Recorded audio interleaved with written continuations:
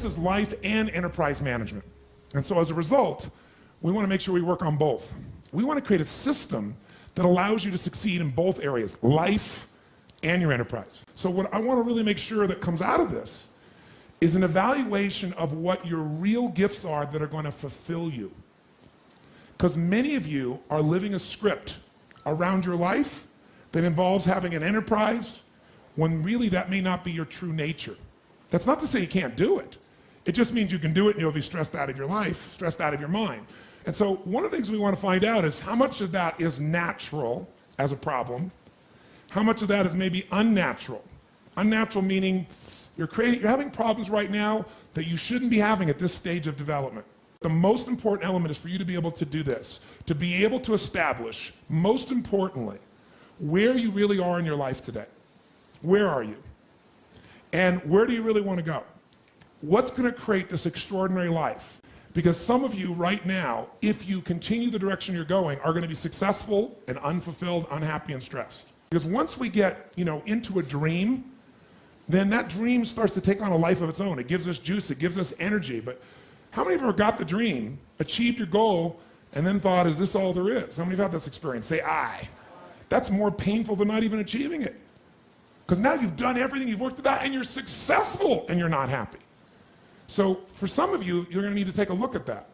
Michael Gerber, the guy that wrote the E-Myth, talks about why so many young businesses fail. And one of the things he says is most people are not really entrepreneurs, but they think that's what they should be. They think that's the sexy thing, that's the most attractive thing, that's the best answer. And what I say to you is you got to separate the vehicle from the outcome.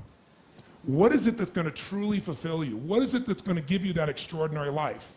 What's going to make things magnificent on your terms, not somebody else's terms, not your father, your mother, your background? What is that really?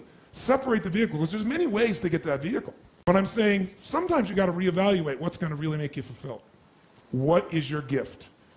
Are you an artist? Are you the talent that can produce something no one else produces as a skill or a product or a service or some impact? Are you incredibly good at management? You really know how to manage or lead people? Are you an extraordinary entrepreneur that can take that gigantic gut load of risk and can create the vision and attract the talent that you need and the managers and leaders?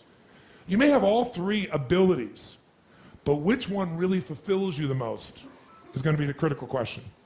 Because we tend to want to do them all, especially in a room like this, because you're all overachievers, right? Me too. And you say, well, I can do all these. Yes, you can, but what will it do to your quality of life? See, again, the secret's going to be this. What is an extraordinary life on your terms today? Getting clear about that. At this stage of life, where you are, where you want to go. At some level, you have a blueprint, a mindset, a belief system, a philosophy, a set of values that says, if I master this thing called my life or my enterprise, then I'll have this great feeling. But what's really interesting about life, I believe that extraordinary life, however you define it, has two master skills to it.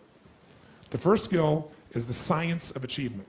Most of you in this room have achieved enormously at various levels of business or as an individual artist or talent or as an entrepreneur or as a manager or leader, as an investor. I mean, everybody in this room, most of you in this room, have really hit the jackpot by most of the world's standards, even though most of you think it's still not enough. But the science of achievement is a skill. It is a science. There are laws.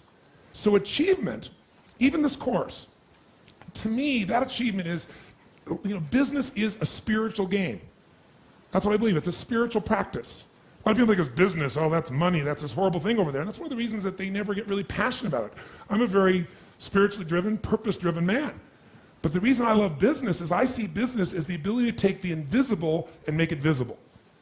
I think that is what spirituality and creation is. It's about how can I find the gift I have to give the world? And how can I give it in a way that truly adds value? Not, I think adds value, but the people receiving it, they vote with their feet and say, this truly makes a difference in my life. This is something I value. And then because they become a customer again. Because they're thrilled with it. Because they become a raving fan, not just a satisfied customer. Satisfied customers will leave you. Raving fans will stick with you.